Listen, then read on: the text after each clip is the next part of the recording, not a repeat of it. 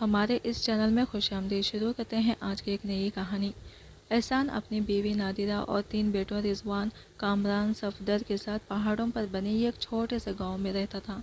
تینوں بچے برسوں روزگار تھے، اسی لیے گزر بسر اچھی ہو رہی تھی۔ بڑا بیٹا رضوان پہاڑوں کو کاٹ کر سڑک بنانے کا کام کرتا تھا، جبکہ دونوں چھوٹے بیٹے پمپ پر ملازمت کرتے تھے۔ رضوان شادی کی عمر کو پہنچا تو نادرہ پاس کے گاؤں سے کم عمر اور سیدھی سادی نادیہ کو بیاہ کر لے آئی۔ شروع کے دنوں میں سب ٹھیک ہی رہا، پھر آہستہ آہستہ نادرہ روایتی ساز بننے لگی۔ اٹھ یہاں سے چل کر میرے ساتھ کام کر، میں تجھے آرام کروانے کو نہیں بیاہ کر لائی، جو یوں سارا دن تو پلنگ توڑتی رہتی ہے۔ شادی کو چوتھا دن تھا۔ 15 سالہ نادیہ مہندی لگی ہتھیلیوں میں جانے کیا کھوج رہی تھی جب وہ ڈھارتی ہوئی آئی تھی۔ نادیہ کے وہم و گمان میں بھی نہ تھا کہ ساس کا رویہ یوں بھی بدل سکتا ہے۔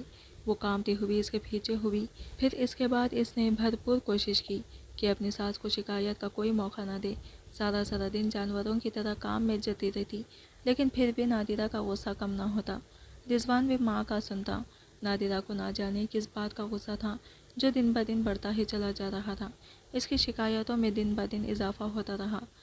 وہ جو صبح سے رات تک کاموں میں لگی رہتی، شام ہوتے ہی ڈر کے مارے کانپنے لگتی، کیونکہ بیٹے کے آتے ہی ساتھ جھوٹی سچی اس کی ایسی شکایتیں لگاتی، جس پر رضوان آگ بگولا ہو کے اس کی ایسی خبر لیتا کہ جس کے نشان کتنے دن تک اپنی داستان سناتے رہتے۔ ایسے ہی بے قید دنوں میں اس نے پہلی بچی کو جنم دیا۔ اس کے بعد اسے جینے کے لیے وجہ مل گئی۔ چپ چاپ تو پہلے بھی وہ سنتی آ رہی تھی، اب اس کی طبیعت میں ٹھہراؤ آ گیا تھا۔ اس کی توجہ کا ماحول اس کی ننھی سی بچی بن گئی، جس کا نام اس نے بڑے چاؤ سے فاریہ رکھا۔ اتنے مہینوں میں بھی تجھے روٹی پکانا نہیں آئی، پتہ نہیں کیا چیز ہے تو، چل جا کے مجھے دوسری روٹی لا کے دے۔ وہ جو ساس کے سامنے کھانا رکھ کے مڑنے لگی تھی، چپ چاپ روٹی کی ٹرے اٹھا کر کچن کی جانب چل پڑی۔ توبہ توبہ، چالاکی تو دیکھو کیسے کوٹ کوٹ کے بھری ہے، نیک بیوی بنتی پھرتی ہے۔ میں بول بول کے تھک جاؤں گی لیکن یہ زبان نہیں کھولے گی۔ منحوس ماری جلی روٹی لا کے سامنے رکھ دی، جیسے بڑا احسان کر رہی ہے۔ وہ مارے غصے کی اس کی اچھائی کو بھی برائی رنگ دینے لگی۔ شادی کا چوتھا سال شروع ہوا جب اس نے دوسری بیٹی کو جنم دیا۔ اب اس کی ساس نے لڑکیوں کے تانے دینا شروع کر دیے۔ یہ وہ واحد بات تھی جس پر اسے بہت غصہ آتا تھا۔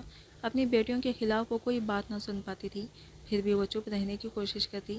جانتی تھی شوہر بھی ساس کے ساتھ ہے، اس لیے منہ کھولنا بیکار ہے۔ میکے میں بوڑھے ماں باپ کو کچھ بھی بتا کر پریشان نہ کرنا چاہتی تھی، اس لیے سب خاموشی سے سہہ چلی آ رہی تھی۔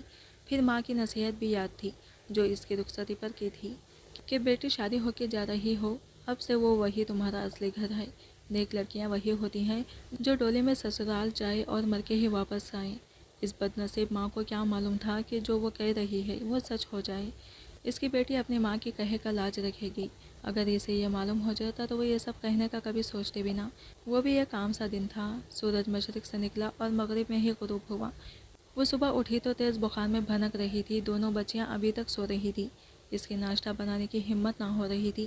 دوبارہ اٹھنے کی ناکام کوشش کی، پھر چپ کیے پڑی رہی۔ نادرہ نے خوب آوازیں لگائی، پھر اس کے سر پر پہنچ گئی۔ کیا بات ہے مہارانی، آج چائے ناشتہ نہیں ملے گا کیا؟ کب سے تیرا گھر والا ناشتہ کر رہا ہے، لیکن تو کان بن کے یہاں پڑی ہے۔ چل اٹھ جلدی اور جا کے ناشتہ تیار کرنا۔ اس کی سنگ دلی سے کہا۔ امی مجھے بڑا تیز بخار ہے، اٹھا نہیں جا رہا ہے۔ 2-3 بار اٹھنے کی کوشش کی لیکن ذرا بھی ہمت نہیں ہو رہی۔ نکھات کی اس کی آواز سے بھی واضح محسوس کی جا سکتی تھی، لیکن نادرہ جیسے پتھر دل انسان کی محسوس کرنے کی یہ بات نہ تھی۔ زیادہ ڈرامے نہ کر جیسے مجھ پر احسان کر رہی ہو۔ بڑی آئی بیمار، جلدی سے اٹھ جا ورنہ مجھے اور طریقے بھی آتے ہیں کام کروانے کے۔ سنگ دلی کی تمام حدیں پار کرتے اس نے یہ بھی نہ دیکھا کہ اس کی لال بیمار آنکھوں میں کتنی التجا تھی۔ شور سے دونوں بچیاں بھی اٹھ کر رونے لگ گئی۔ یک تو ماں کے ڈرامے ختم نہیں ہوتے، اوپر سے چڑیلیں اپنا راگ شروع کر دیتی ہیں۔ اس نے غصے کے مارے بچوں کو 2 تھپڑ لگا دیے۔ نادیہ کانپ اٹھی اور بچوں کو اپنے ساتھ لگا لیا۔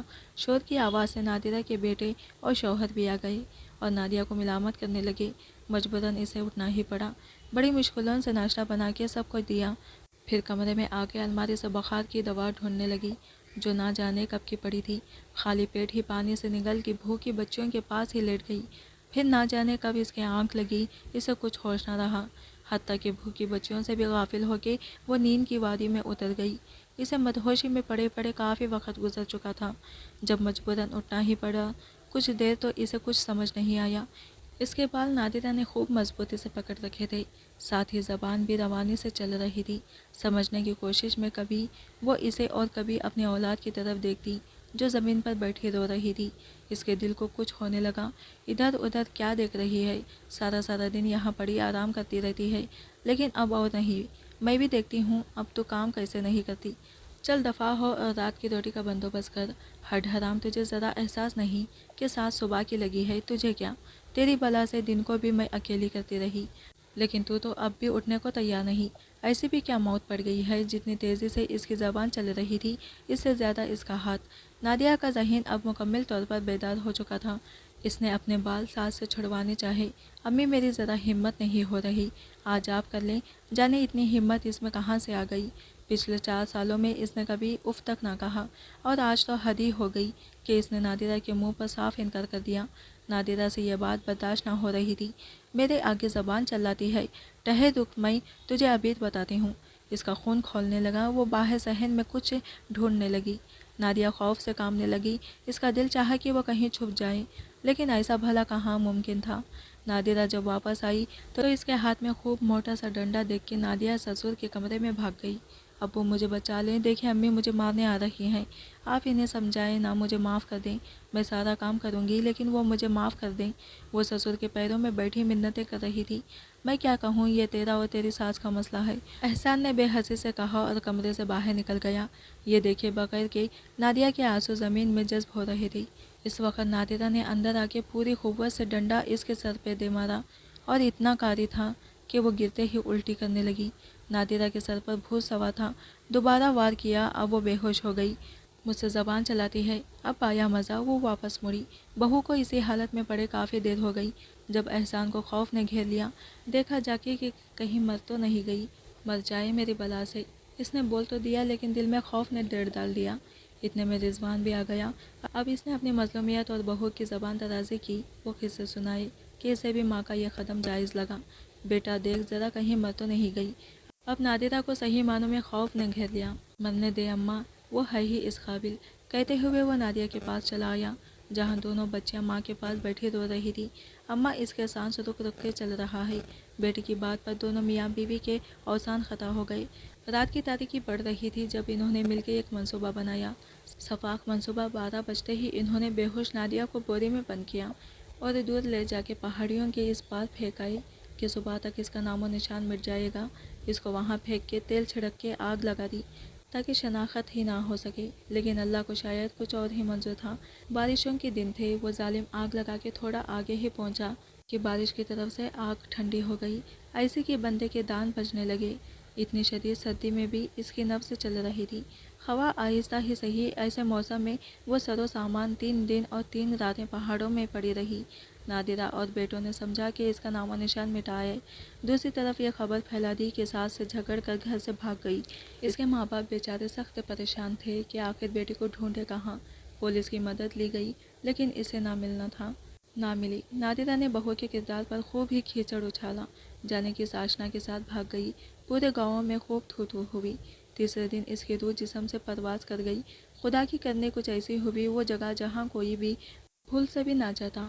گاؤں کا ایک لڑکا اپنے جانوروں کو لے کر اس واقعے کے 11ویں روز وہاں نکل گیا۔ جب پاس پہنچا تو خوف کے مارے کانپ اٹھا۔ کوئی وجود اوندا پڑا تھا، کہیں کہیں سے کپڑے جلے ہوئے اور گوشت بھی غائب تھا۔ پاس آ کے غور کرنے پر اسے جھرجھری آ گئی۔